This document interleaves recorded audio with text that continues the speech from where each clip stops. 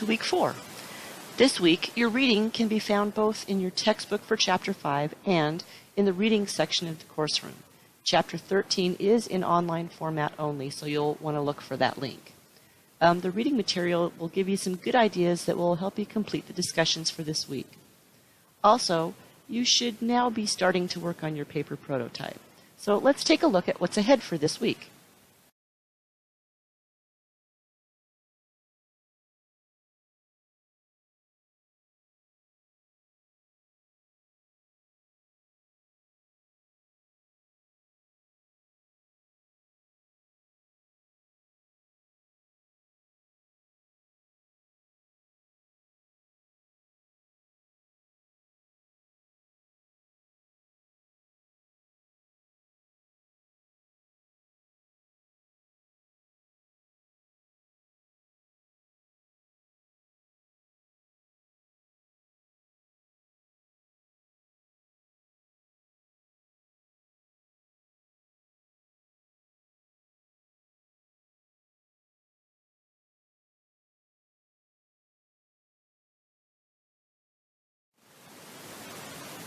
So, to start your reading this week, you'll be presented with some different assessment methods in Chapter 5.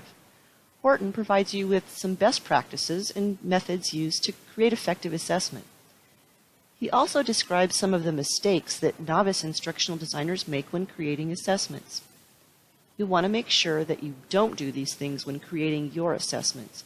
You might even recognize some of the mistakes from tests you've taken in the past. I know I did when I first read this chapter. The information will come in handy for one of our discussions this week. Next, in Chapter 13, you'll read about some of the different ideas about delivering your content. Here, too, you'll see a couple of course map ideas.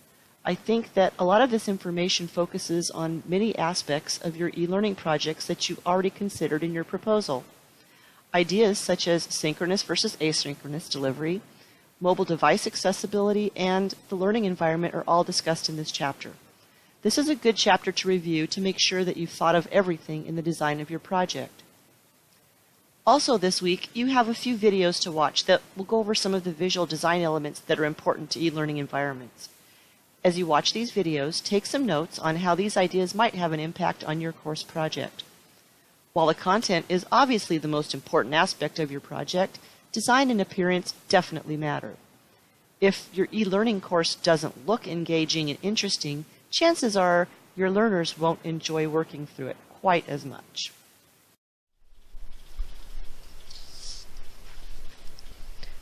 We have 2 discussions for this week. In the first forum, I'd like you to present either an example of an exceptional design or just the opposite. You may already have in mind a website that you consider to be very well designed. You might also have an idea about a website that's poorly designed, and you might have some ideas to improve it.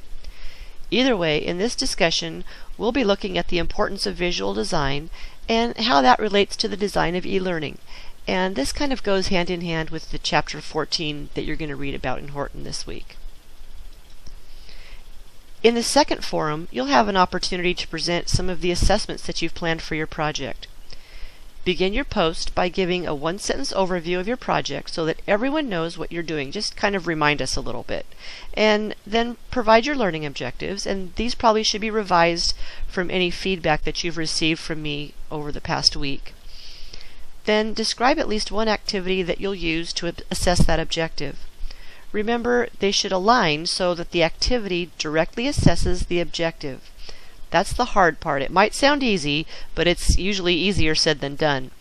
This discussion will give you some practice in aligning the assessments and activities, and it's a great opportunity for you to get some feedback from different perspectives from your peers.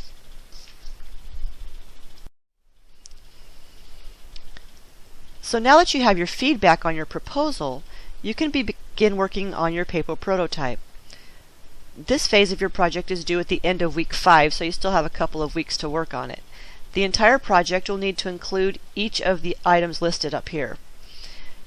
You'll include a revised version of your proposal that outlines the context, learners, and objectives as kind of an introductory to your project. Then work to create a site or a course map. Remember, Horton provides some great examples from you in this week's reading. This is kind of a very high-level outline of a map that describes the flow of the content and activities and assessments for your project. And then you'll be submitting a storyboard or wireframe representation of your project. Remember, you'll need to have all of the content included in text format. This means any audio narration that's included should be written out fully. All instructions to the learners for any activities, quiz questions and answers, and anything else you want to include for content should be there. The result of this prototype is that you'll be able to copy and paste the content directly into your module to complete it.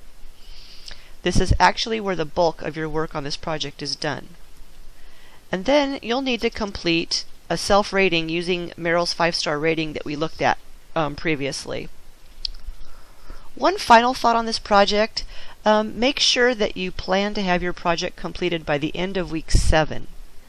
Because you need to have your project evaluated by potential learners or some other external individuals of some kind, so that you can make adjustments from their comments and write up this evaluation process in your final report.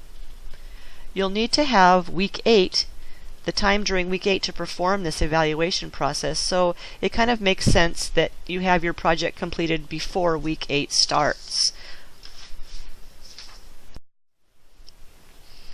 Well, that's it for this week. There's a lot of work for you to get done this week, and you'll be probably very busy getting started on those prototypes. So I'll see you all in discussions.